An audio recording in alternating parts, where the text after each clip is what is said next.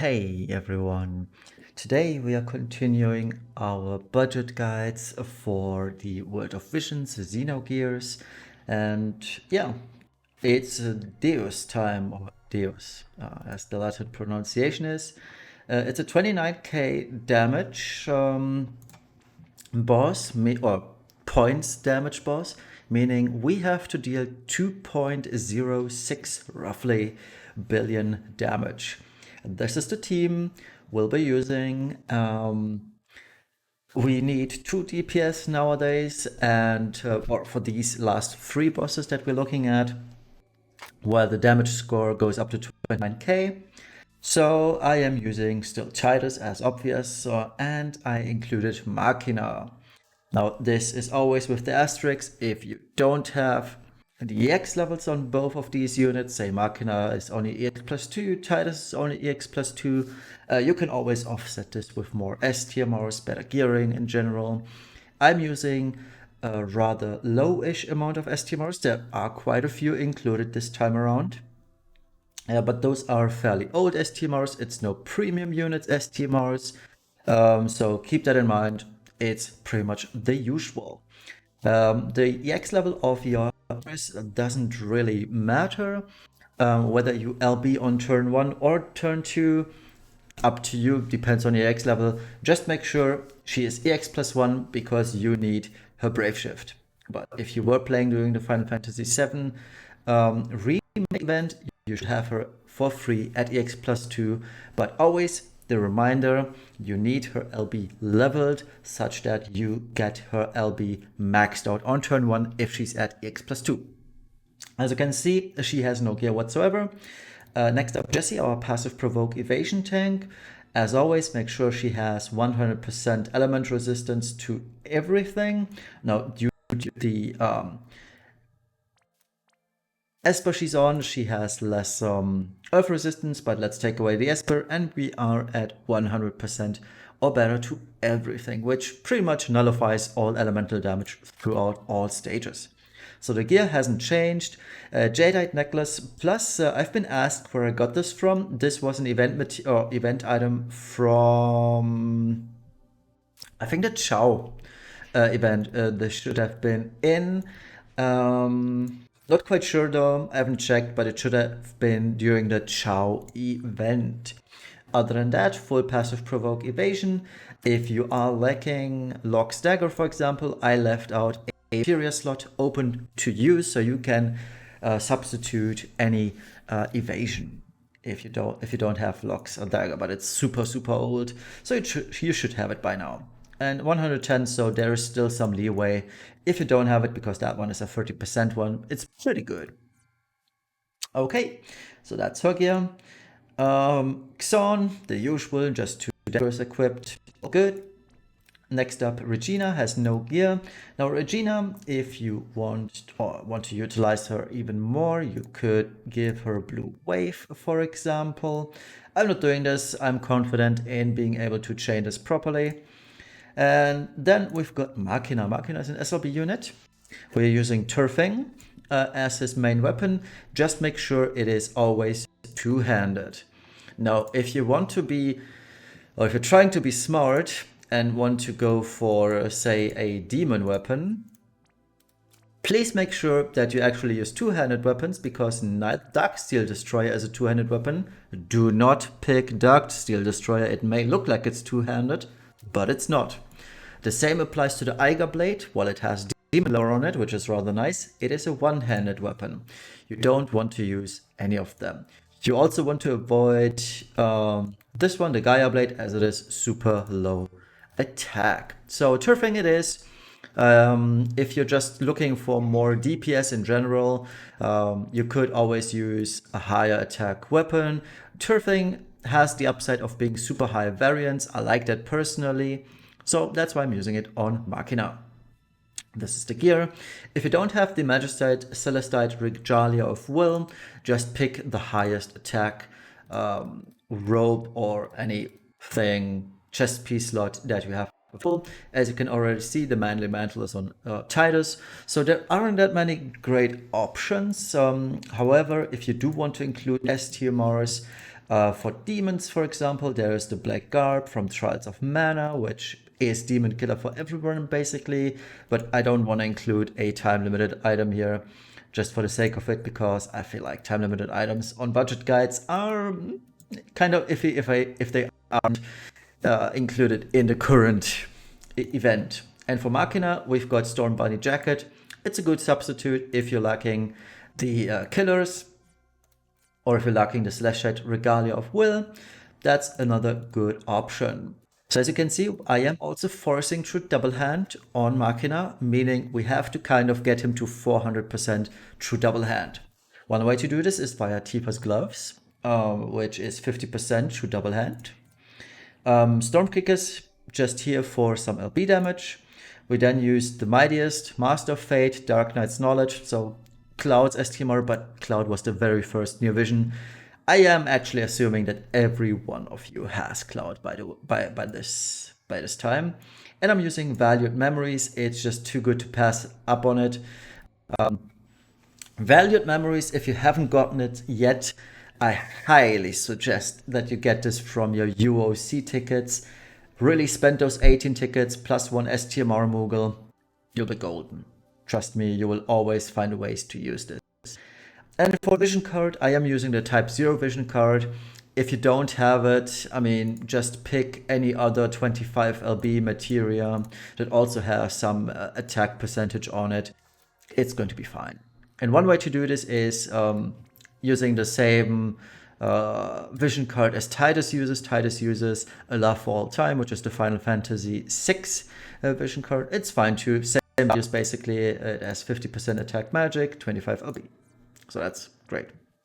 So Tidus's gear, Fatal word, however that is pronounced. It's two-handed, has 50% Machina killer on it.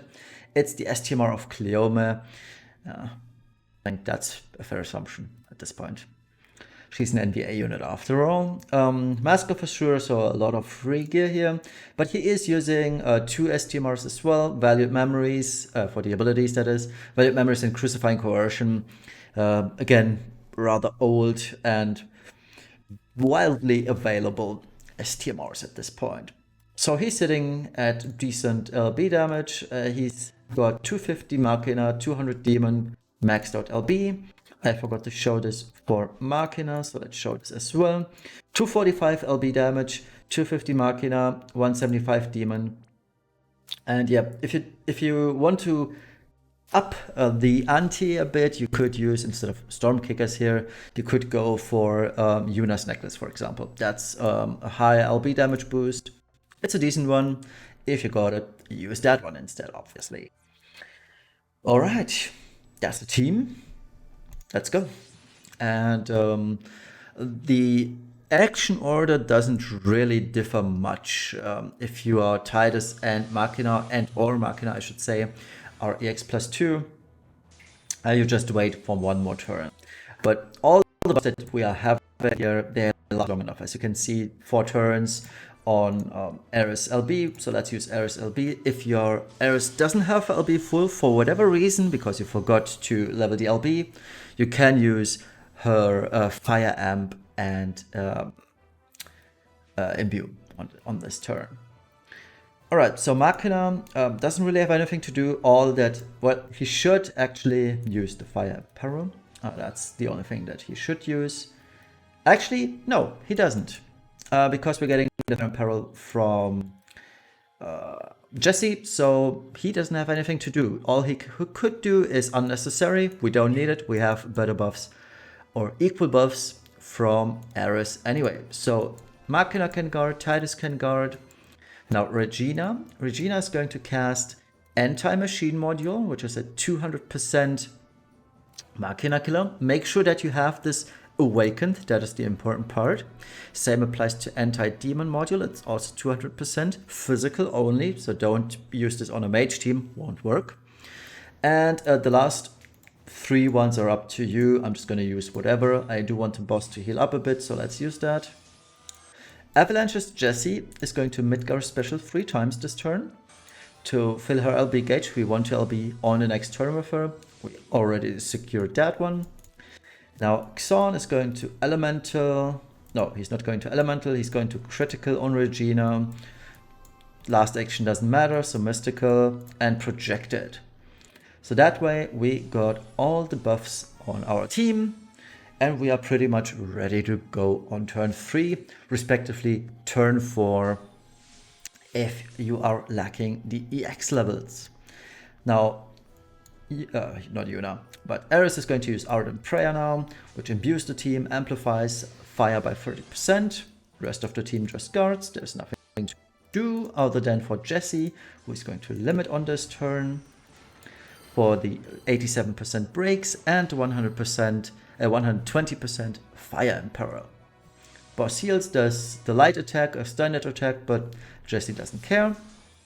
Now, if you don't have your SLBs ready on this very turn, you would just guard everyone, nothing would happen. So, but I am on the other hand going to SLB right now just to showcase what happens. So, there is multiple ways to go on about this. Now, I am going to the standard route here of AR double SR because Jesse has an AR chain, AR double SR.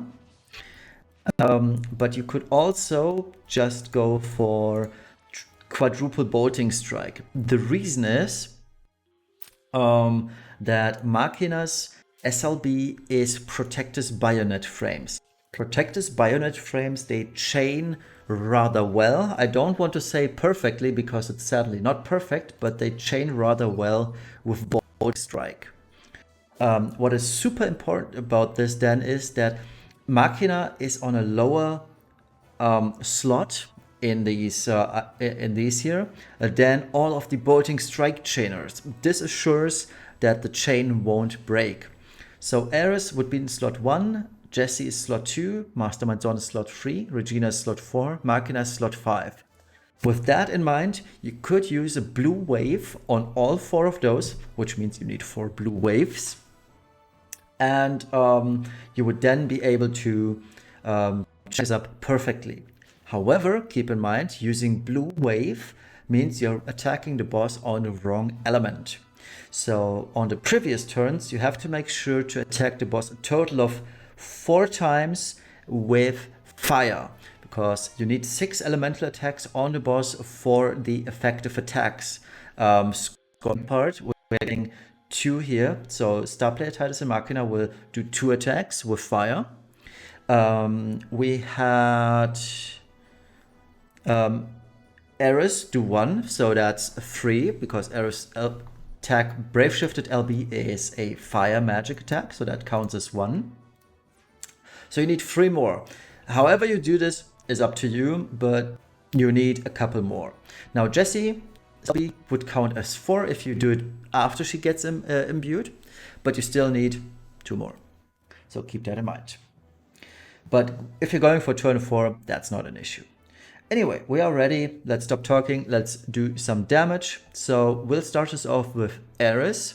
Once the chain is built, nice and slow, we will send in Tidus and Machina. All right, so let's send in. All right, so after the chain broke, let's just give this another whirl. Let's see if this one works. It looks good. Yep, okay, so Tidus did 1.5 billion on this run. Yeah, there should be a rather easy cap. Oh yeah, we overcapped by a landslide. Turns out doing this properly actually helps. All right. So there we are. Tidus and Machina dealt respectable damage, as you can see. So Machina actually holding up rather well, truth be told, but could be always a variance swing.